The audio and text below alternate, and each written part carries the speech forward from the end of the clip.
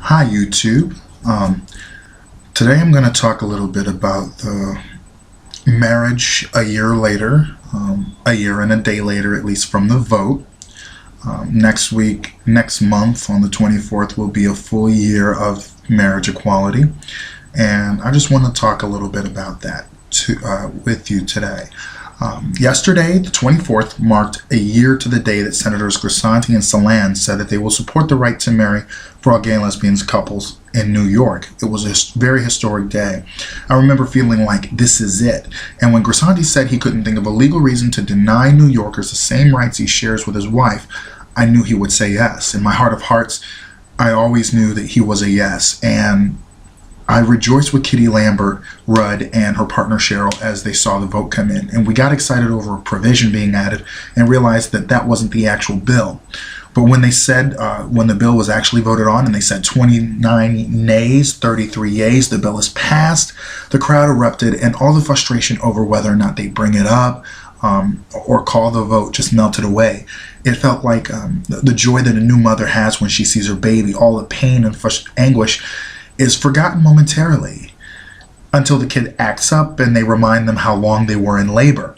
But I remember before the vote feeling as if I wanted to hurl bricks through the legislator's office windows. I was so wound up that I was just angry and ready to pop. So the grandmas Kitty and Cheryl, they told me about a clam bake that Sam Hoyt was having, and out of that, I learned to pour beer. And as the party, and I also worked the party too, taking out garbage, different things like that.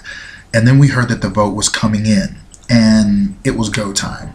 So the grandmas and I, we went to YNN while Kristen Becker, another activist, had a little party. Her girlfriend was there, and they had some friends around to watch the vote. Another couple went to Channel 2 to do the same thing.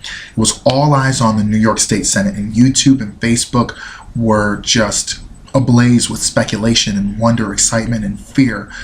But from coast to coast, everybody paid attention to the proceedings of the Senate.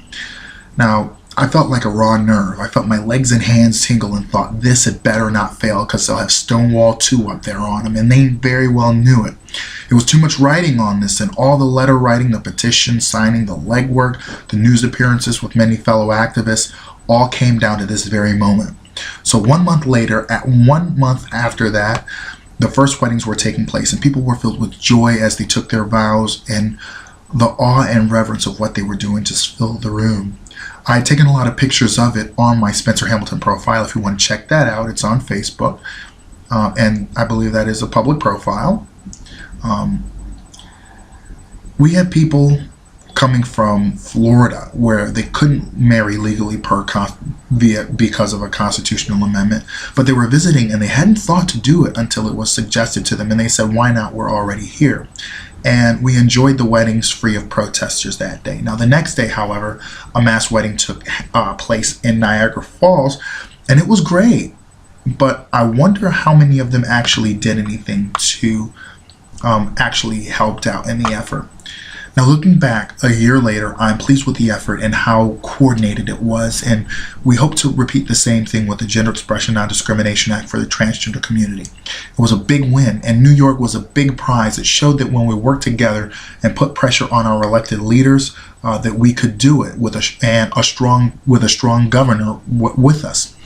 It was a bipartisan effort because they needed Republican votes to pass it, and this was the first time that Republican votes had been in favor of the measure, and publicly too. Our governor came through for us, and thankfully a referendum will not make an ugly appearance.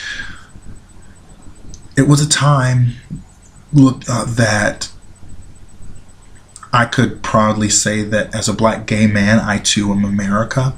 I felt represented by my state flag. And when I see the rainbow flag with the stars in the corner, I felt as if those two pieces of me are living in harmony. I too am America. Now, most Americans do live in a place where they can't get married legally. How does this affect you? How does this, how do you think about it? Do you think that there are bigger fish to fry than marriage? Do you want to get married? Other what other issues do you think about that you face every single day? What would it mean to you to get married if you could be legally married tomorrow? And what are your views on marriage? Do you think that it's the end of all fun, or it's, oh wow, it's a partner in crime and I get to take care of this person for the rest of my life? Why would you want to get married, or why do you want to remain unmarried? So rate, comment, subscribe, and let me know what you think.